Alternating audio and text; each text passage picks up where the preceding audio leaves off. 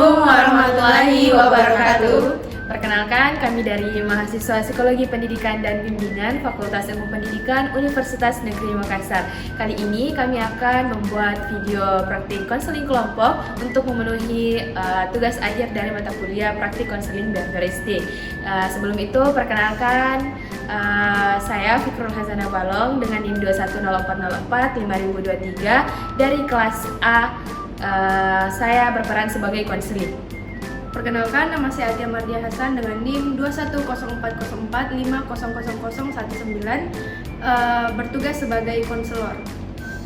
Kenalkan, nama saya Nur Anissa Arami dengan NIM 220404 50174 dari kelas B, berperan sebagai konselor. Perkenalkan, nama saya Muslimah Putri Buhari dari kelas B dengan NIM 220404 500010, berperan sebagai konseling. Jadi untuk perkenalannya sekian, selanjutnya kita ke video praktik konseling.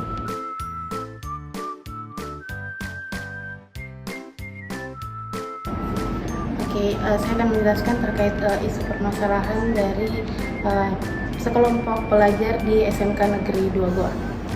Baik, adapun isu permasalahan yang dialami oleh sekelompok pelajar di Sekolah SMK Negeri 2 kelas 11 Busana, yaitu sering melakukan perilaku membolos. Berdasarkan dari hasil eksplorasi, yang pertama adanya pengaruh dari teman sebaya memainkan peran penting dalam perilaku membolos tersebut. Ia memiliki teman yang sering tidak masuk sekolah dan mengajaknya untuk ikut melakukan perilaku membolos, sehingga ia merasa tergoda untuk mengikuti teman-temannya. Kedua, konseling tersebut menunjukkan motivasi yang kurang dan rendah dalam minat terhadap pembelajaran di sekolah. Metode pengajaran yang kurang menarik dan membosankan sehingga siswa tersebut enggan untuk terlibat dalam proses pembelajaran yang ada. Yang ketiga, kurangnya perhatian dan pengawasan dari orang tua juga mempengaruhi perilaku tersebut. Orang tua yang kurang terlibat dalam kegiatan pendidikan siswa sehingga membuatnya merasa tidak ada pengawasan atau melakukannya. Terakhir, siswa tersebut juga cenderung terus melakukan perilaku membolos dan merasa bahwa memiliki rendah diri dan merasa tidak mampu bersaing secara akademis dengan teman-temannya. Terus kurangnya dukungan emosional dari lingkungan sekitar membuatnya tidak percaya diri dan akhirnya lebih memilih untuk menghindar dari tantangan sekolah. Adapun faktor-faktor ini saling berhubungan dan berparah perilaku membolos yang dilakukan oleh siswa SMK Negeri 2 Goa.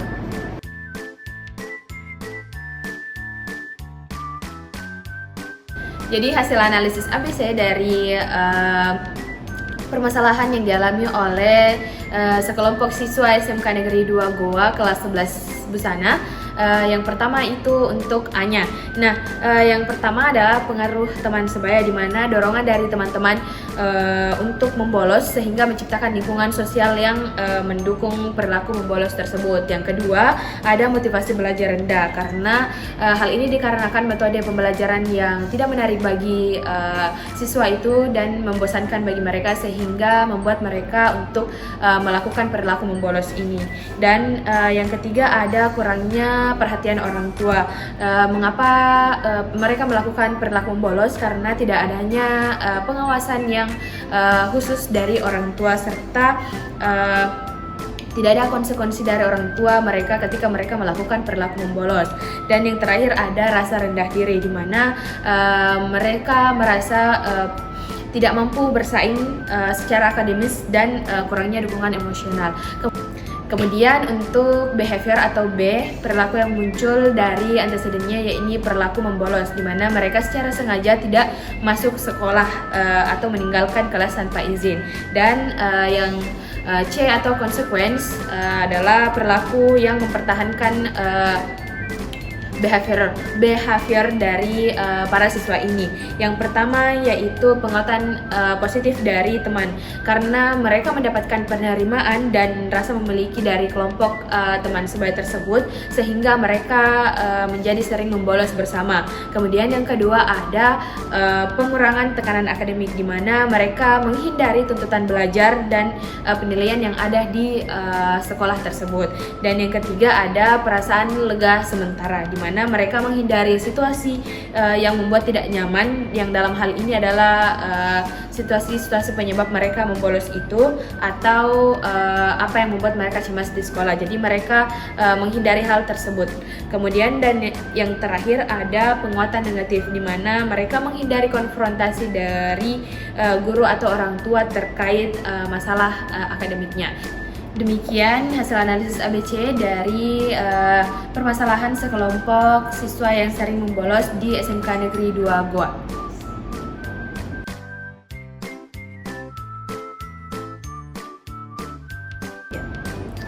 Baik, adapun alasan di mana kami menggunakan teknik kontrak perilaku pada sekelompok siswa yang mengulangi perilaku membolos di SMK Negeri 2 Goa ini, yaitu karena teknik kontrak perilaku dapat mengatasi perilaku membolos, karena metode ini melibatkan perjanjian tertulis antara seorang individu yang memiliki perilaku bermasalah, dalam hal ini seorang konseli, dengan pihak yang berwenang yaitu seorang konselor. Dan dalam kontrak tersebut, siswa dan juga pihak sekolah sepakat mengenai konsekuensi positif jika siswa mematuhi aturan, misalnya kehadirannya setelah hal tersebut meningkat, dan juga akan mendapatkan konsekuensi negatif jika perilakunya tersebut melanggar.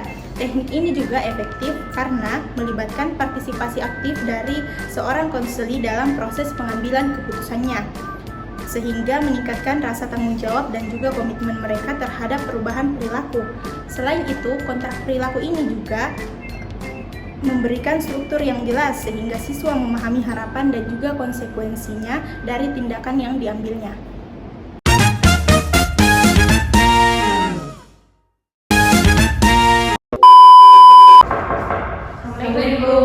Waalaikumsalam. Masuk. Iya, Bu. Silahkan duduk.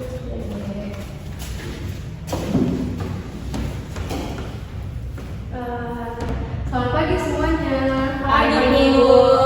Jadi terima kasih sudah hadir sesuai janji kita kemarin bahwa hari ini kita akan melakukan sesi konseling kelompok. Nah, sebelum itu Ibu ingin mengucapkan terima kasih kepada anak-anakku yang sudah datang. Tapi sebelum itu ada baiknya kita berdoa dulu sebelum melakukan konseling kelompok agar kedepannya sesi konseling kita berjalan dengan lancar. Berdoa dimulai. Selesai. Oke, jadi beberapa minggu terakhir kalian sudah tahu kan bahwa Ibu mengetahui kalian ini semua sering melakukan perilaku bolos. Nah, tujuan konseling kelompok kita hari ini adalah menemukan solusi agar anak-anakku semua bisa lebih rutin datang ke sekolah. Dan perlu diingat bahwa sesi ini bersifat rahasia. Jadi silakan berbagi dengan jujur apa penyebabnya kalian melakukan perilaku bolos, bagaimana perasaan kalian. Dan dalam sesi konseling ini Ibu minta kalian semua berperan aktif untuk menyampaikan semua pendapatnya dan masalahnya agar kita pada sesi konseling kita hari ini teman-teman semua terlibat aktif dalam menyampaikan permasalahan yang dialami, dan tidak perlu takut jikalau permasalahan yang anak-anakku semua ceritakan itu akan diketahui oleh orang lain. Jadi kita mulai dari kesepakatan waktu dulu nih. Kira-kira kalau 30 menit ke depan anak-anakku semua setuju akan melakukan sesi konseling? Setuju. Oke, baik. Kalau begitu kita langsung masuk pada permasalahannya. Yang pertama Ibu ingin tahu adalah bagaimana perasaan kalian saat ini. Dimulai dari Anis dulu. Iya, Bu. Baik, terima kasih, Bu. Kalau saya sendiri, Bu, jujur agak takut, Bu. Tapi untuk bagaimana saya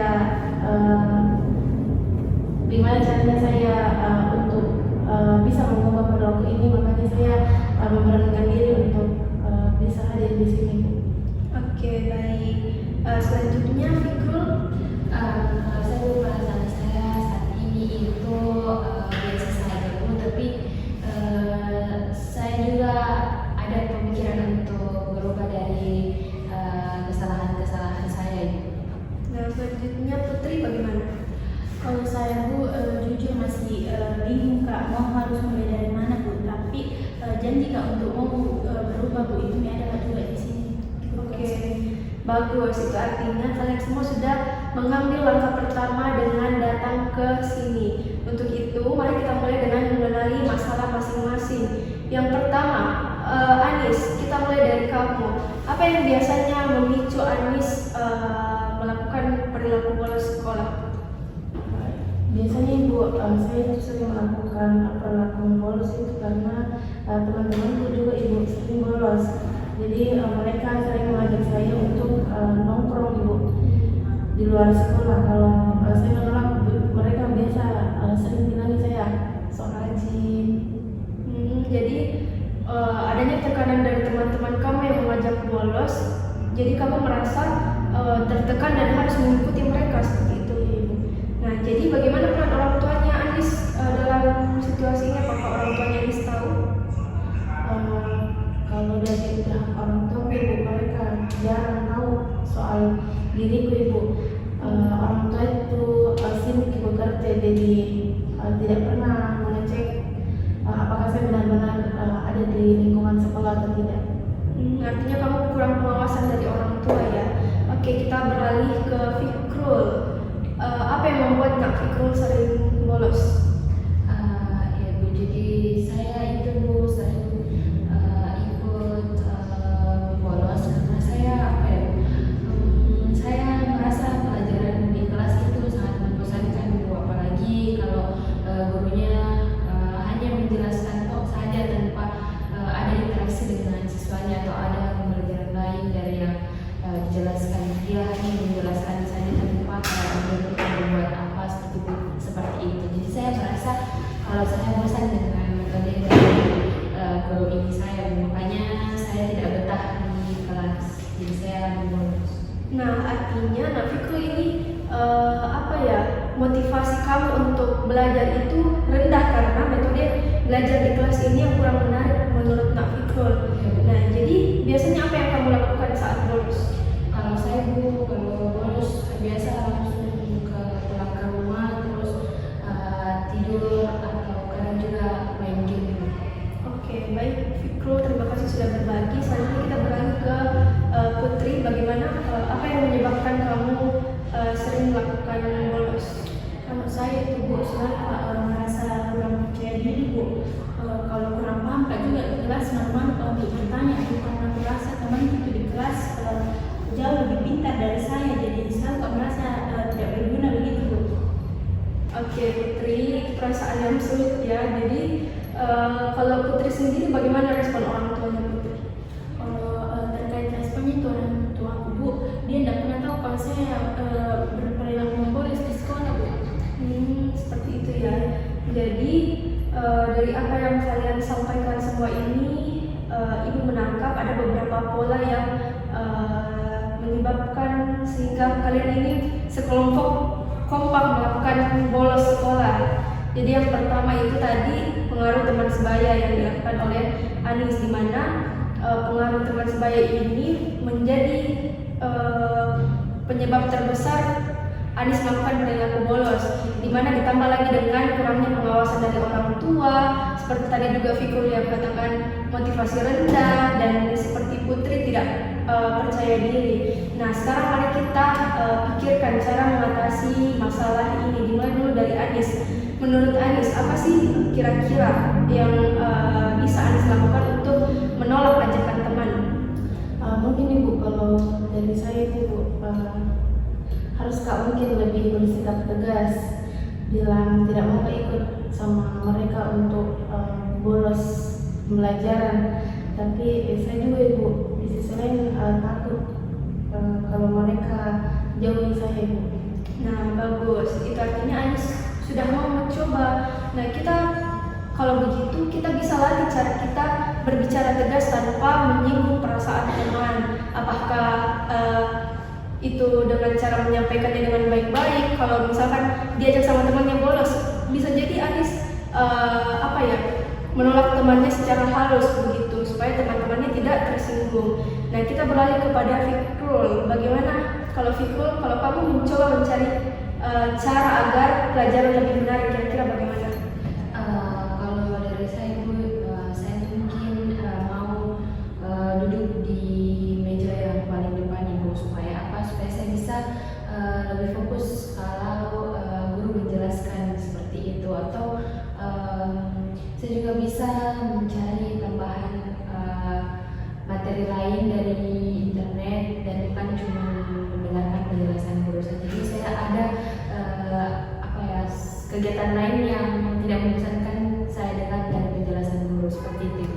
Oh, itu ide yang bagus. Jadi sebenarnya langkah pertama yang kamu ambil itu dengan duduk di paling depan adalah langkah yang bagus, karena ketika kita duduk di paling depan, otomatis kita memperhatikan guru. Beda halnya ketika kita duduk di paling belakang, ada banyak sekali gangguan dari teman-teman dan tidak terlalu mendapatkan jangkauan dari guru seperti itu. Jadi langkah Fikrul untuk misalnya ketika belajar nantinya supaya Fikrul tidak bosan, itu duduk di depan sudah cukup bagus. Nah, sekarang kita beralih ke Putri. Apa langkah kecil yang kira-kira Nak Putri bisa lakukan untuk mengatasi rasa tidak percaya diri? Ya Bu, kalau saya rencana langkah yang mau saya lakukan untuk bisa atasi rasa tidak percaya diri Bu, jadi Kak mulai nanti mencoba Kak untuk bertanya ke guruku misalnya kurang paham sama materi pelajaran yang dijelaskan Bu, meskipun mungkin memang awalnya takut Kak untuk merasa salah kalau bertanya sama guruku. Kalau takut salah, Putri nanti bisa mencoba untuk latihan gitu, bertanya sama gurunya. Dan sebenarnya tidak perlu takut untuk salah ya Putri, jadi latihan saja seperti itu. Nah, selanjutnya kita akan dari permasalahan teman-teman semua, Ibu dulu sedikit memberikan penjelasan atau sedikit memberikan gambaran bagaimana sih caranya supaya kita tidak melakukan perilaku bolos lagi dari perspektif pendekatan behavioristik.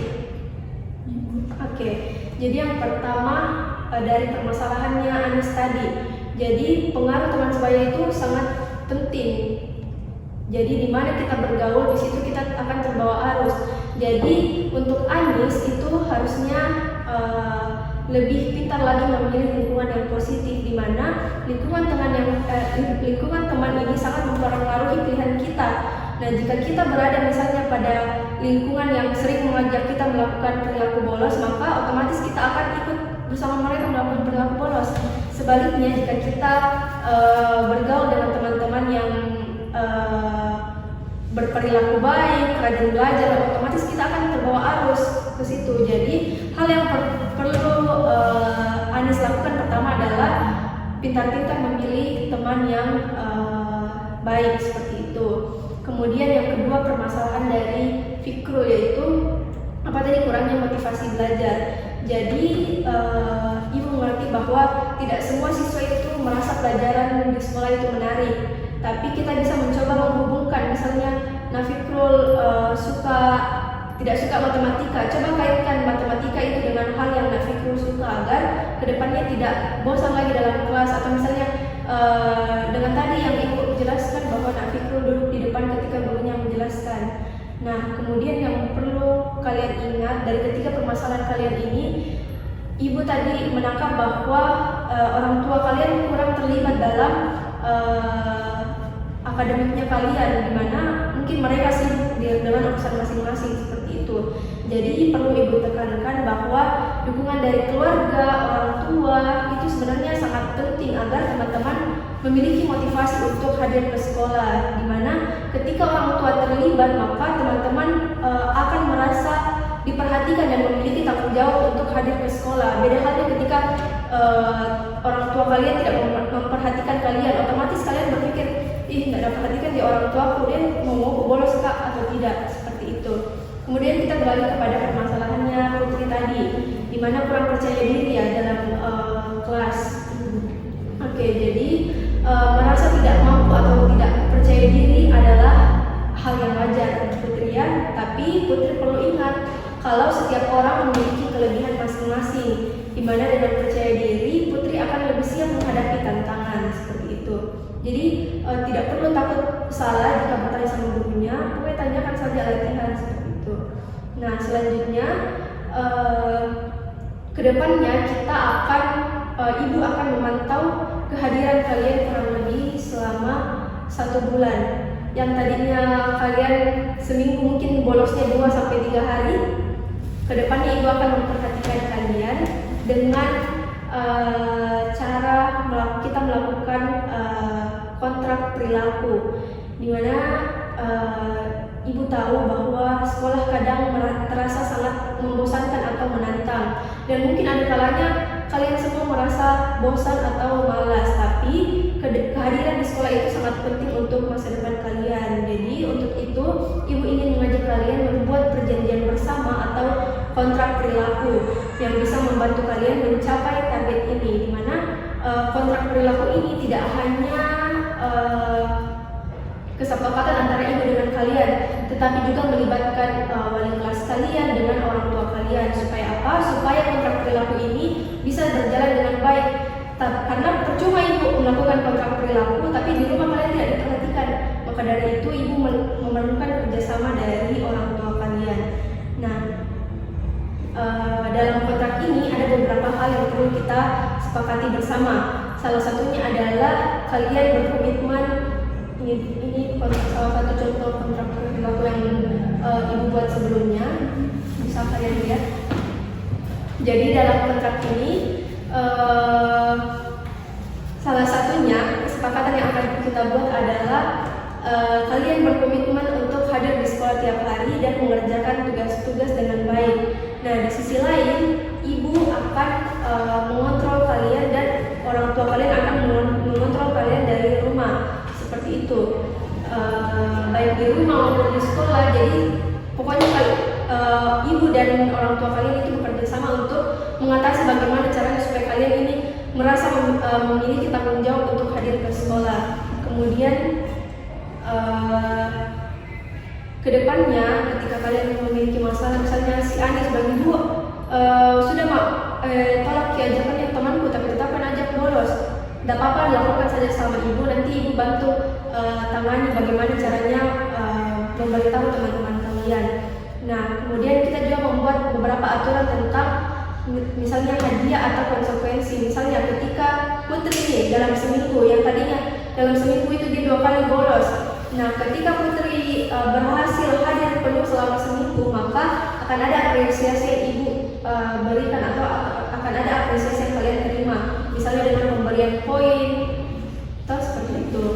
Nah, sebaliknya jika ada ketidakhadiran atau misalnya dalam seminggu ini Fikul masih bolos, maka bolosnya itu tidak bisa dijelaskan. Misalnya bolosnya karena tidak tahu apa, kecuali kalau misalnya bolos karena sakit, nah itu bisa diterima. Tapi kalau bolosnya tidak ada keterangan, maka akan ada konsekuensi yang harus Fikul jalani, itu konsekuensi berat atau ringan.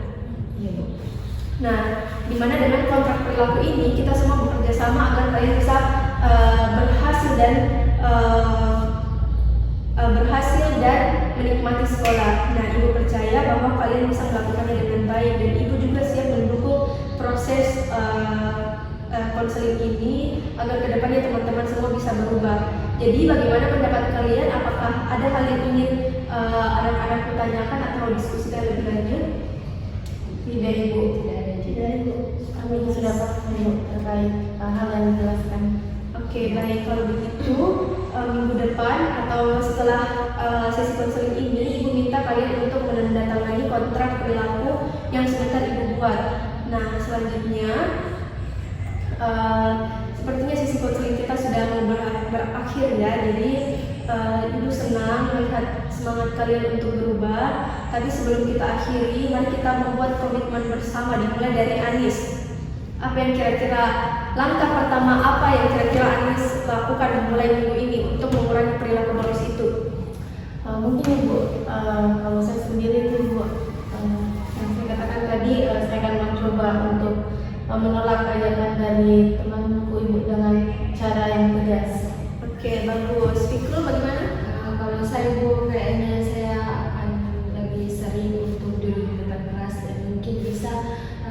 saya setiap hari kayaknya mau berdiri di depan di meja paling depan supaya saya bisa fokus mendengarkan pelajaran dari guru. Oke, baik. Selanjutnya Putri bagaimana? Kalau saya berkomitmen untuk berjanji akan aktif di kelas Ibu. Misalnya kalau ada pelajaran yang kurang pahami, bertanya ke guru Ibu tanpa ragu-ragu seperti itu.